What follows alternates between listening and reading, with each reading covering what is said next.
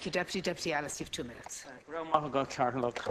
Minister, we've had the report and the series of recommendations from the panel set up to examine the crisis we have with pyrite. Just over 10,000 homes were identified, 850 of these needing immediate attention and repairs. And that doesn't include the paths, the streets and even some of the boundaries. There may be many thousands more, as we know with pyrite, that can come later. It can manifest down the road.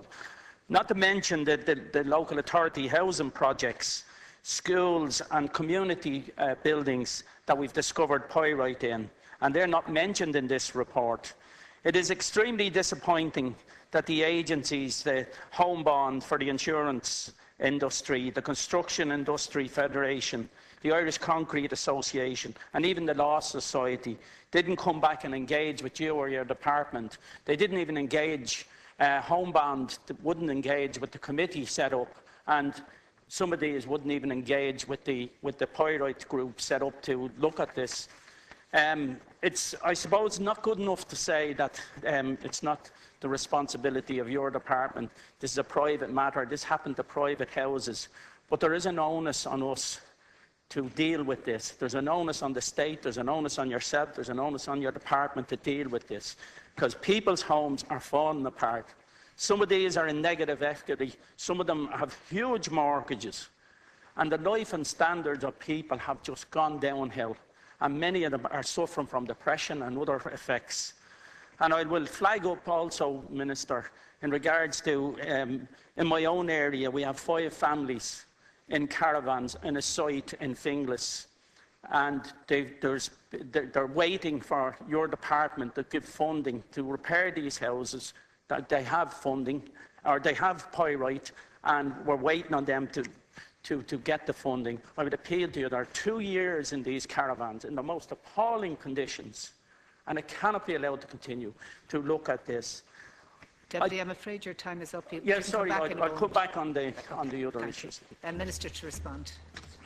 Thank Deputy Daly and Deputy Ellis for raising this matter. As they know, I've stated on many occasions that the state is not responsible for the pyrite problem or liable for the costs associated with the remediation of the pyrite damaged dwellings. But I do believe that the state has a role and a duty to assist homeowners to find a resolution to the problem. This was one of my key objectives in setting up the independent pyrite panel, which I know that Deputy Daly and Deputy Ellis have been briefed on a regular basis by the people that are involved in the panel. Indeed, the panel follows the same theme in its report, identifying the state as having an important role in ensuring that responsible parties engage constructively in processes to deliver solutions for homeowners. There are not 10,000 homes that are ready to fall. There are 850 that require urgent remediation, and there are 10,000 homeowners identified in the panel's report that have potential liability for pyrite. The costs for the remediation of pyrite damaged dwellings must fall to those responsible, and I welcome the panel's report and who have a clear view on this matter. It was unambiguous in its view that the parties with direct or indirect responsibility for the pyrite problem should face up to the responsibilities and provide solutions for homeowners, and that the state is not responsible for the pyrite problem and consequently not liable for the cost of remediation. On receiving the pyrite report in June and reflecting on the panel's recommendations for stakeholders to provide solutions to homeowners, I immediately began a series of discussions with the stakeholders with a view to securing a voluntary industry-led solution for homeowners. I asked the stakeholders to give urgent consideration to the relevant recommendations in the report and come back to me with the proposals by the end of September. I have received responses from all of the stakeholders in the last couple of days, and I am now in a position to give urgent and careful consideration to the contents of those responses. I am not in a position this evening to give a considered view.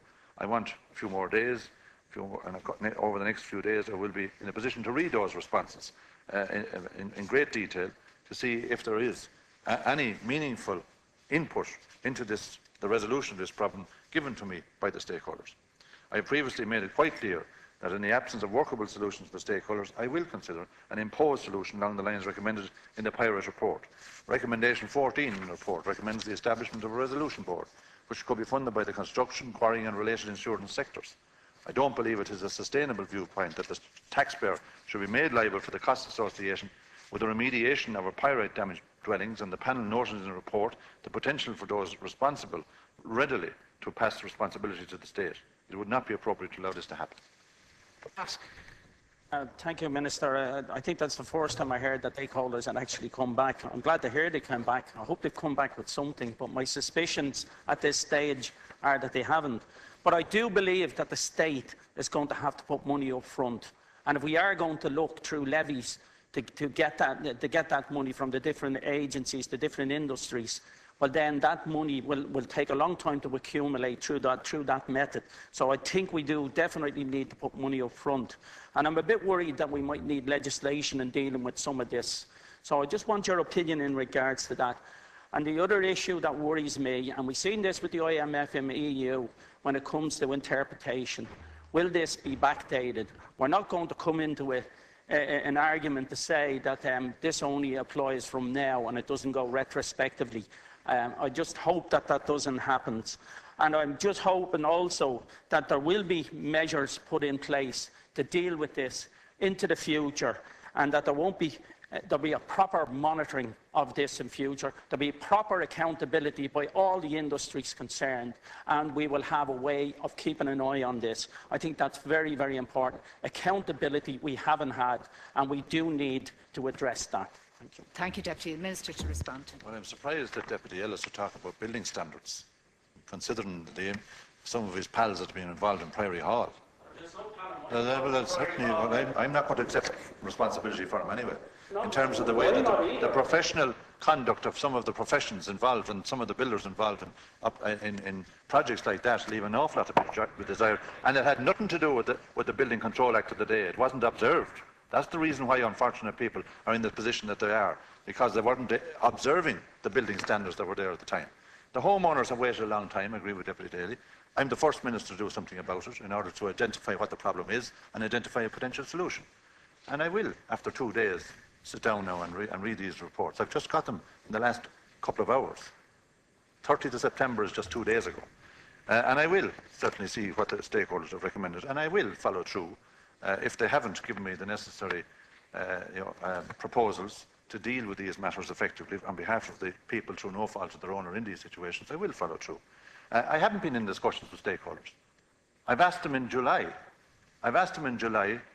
To come forward with recommendations on a voluntary basis, on an industry-led basis, in order to deal with these matters. I've asked them to come forward. The Minister has the floor now. I've asked them to come forward with a voluntary-led solution. But discussions mean I've been meeting them on a regular basis. I met them once, and I've asked them to come forward by the end of September. I don't have to meet them. I don't have to ask them to come forward again.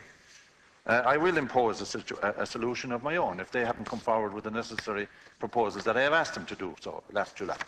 Can you give us an indicator of what those would be? In due course.